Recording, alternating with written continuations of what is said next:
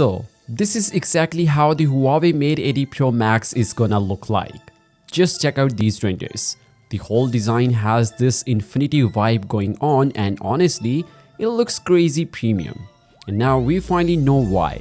Because a new leak just revealed what Huawei is actually using to build this thing. If you look at that, the back and the frame are made from a high-grade metal, most likely aluminum, so the phone stays strong but still lightweight. And that circular ring under the camera, that's not just a design choice, that's a non-metallic magnetic ring, and it's basically the key to Huawei's new magnetic charging system. So overall, the Pro Max is built like a tank but feels flagship level refined. Meanwhile, Samsung is still recycling the same materials and the same designs because redesigning cost money, and Huawei, they are moving more and more into that Apple level premium feel. Now, let's talk about the size differences because this year things are changing a lot. Because according to a new leak, the Huawei Mate 80 and the Mate 80 Pro are rumored to 6.73 inches tall and 2.98 inches wide, and the bigger boys, the Mate 80 Pro Max and the RS Ultimate design, come in at around 6.46 inches tall and 3.11 inches wide. So yeah, the Mate 80 lineup is getting a little taller and slightly slimmer compared to the last year.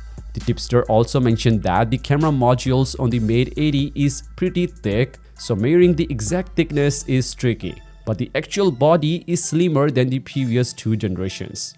And now the big feature, magnetic charging.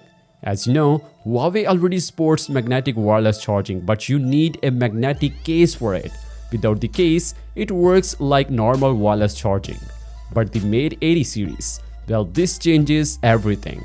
That dual ring design on the back basically confirms that Huawei is finally taking magnetic charging seriously, just like Apple's MagSafe.